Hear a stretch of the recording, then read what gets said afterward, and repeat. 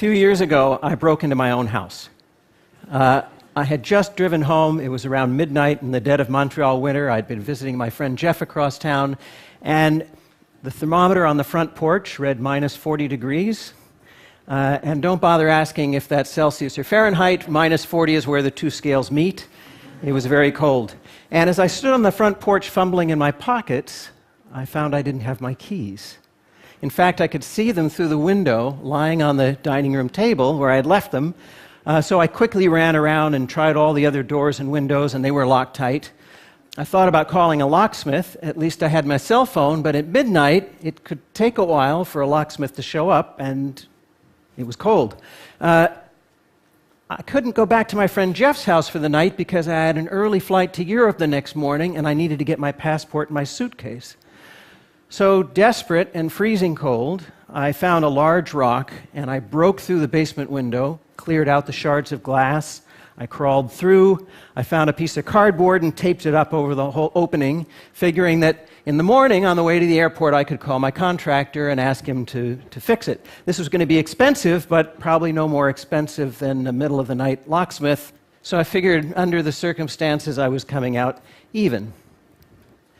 Now, I'm a neuroscientist by training, and I know a little bit about how the brain performs under stress. It releases cortisol, that raises your heart rate, it modulates adrenaline levels, and it clouds your thinking. So the next morning, when I woke up on too little sleep, worrying about the hole in the window and the mental note that I had to call my contractor and the freezing temperatures and the meetings I had upcoming in Europe, and with all the cortisol in my brain, my thinking was cloudy, but I didn't know it was cloudy because my thinking was cloudy. And it wasn't until I got to the airport check-in counter that I realized I didn't have my passport.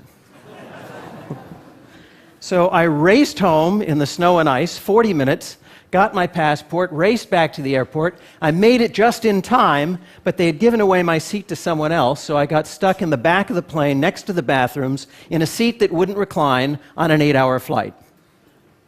Well, I had a lot of time to think during those 8 hours of no sleep.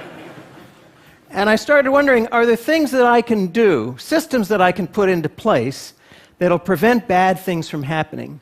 Or at least if bad things happen, will minimize the likelihood of it being a total catastrophe.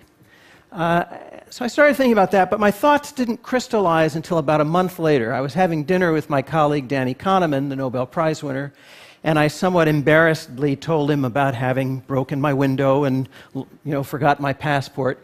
And Danny shared with me that he'd been practicing something called prospective hindsight. It's something that he had gotten from the psychologist Gary Klein, who had written about it a few years before, also called the premortem. Now, you all know what the postmortem is. Whenever there's a disaster, a team of experts come in and they try to figure out what went wrong, right? Well, in the premortem, Danny explained, you look ahead and you try to figure out all the things that could go wrong, and then you try to figure out what you can do to prevent those things from happening or to minimize the damage. So what I want to talk to you about today are some of the things we can do in the form of a premortem. Some of them are obvious, some of them are not so obvious. I'll start with the obvious ones.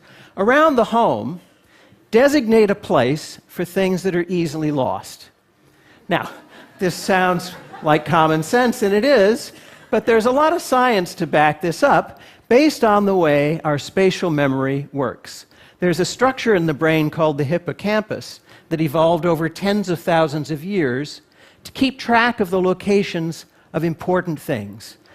Where the well is, where fish can be found, that stand of fruit trees, where the friendly and enemy tribes live. The hippocampus is the part of the brain that in London taxicab drivers becomes enlarged. It's the part of the brain that allows squirrels to find their nuts. And if you're wondering, somebody actually did the experiment where they cut off the olfactory sense of the squirrels, and they could still find their nuts. They weren't using smell, they were using the hippocampus, this exquisitely evolved mechanism in the brain for finding things. But it's really good for things that don't move around much, not so good for things that move around. So this is why we lose car keys and reading glasses and passports. So in the home, designate a spot for your keys, a hook by the door, maybe a decorative bowl, for your passport, a particular drawer, for your reading glasses, a particular table. If you designate a spot and you're scrupulous about it, your things will always be there when you look for them. What about travel? Take a cell phone picture of your credit cards, your driver's license, your passport. Mail it to yourself so it's in the cloud. If these things are lost or stolen, you can facilitate replacement. Now, these are some rather obvious things.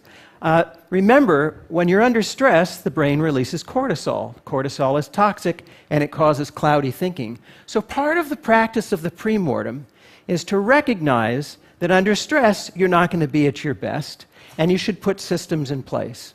And there's perhaps no more stressful a situation than when you're confronted with a medical decision to make.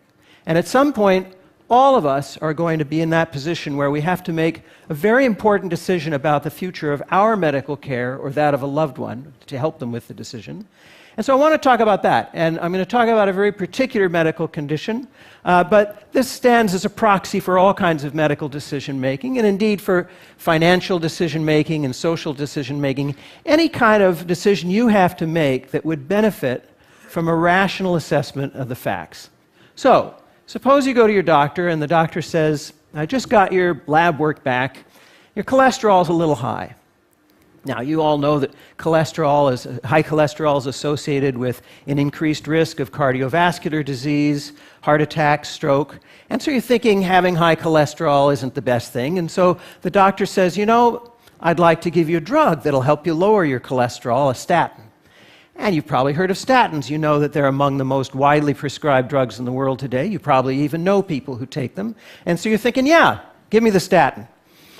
But there's a question you should ask at this point, a statistic you should ask for that most doctors don't like talking about, and pharmaceutical companies like talking about even less. It's for the number needed to treat. Now, what is this, the NNT? It's the number of people that need to take a drug or undergo a surgery or any medical procedure before one person is helped. And you're thinking, what kind of crazy statistic is that? Right?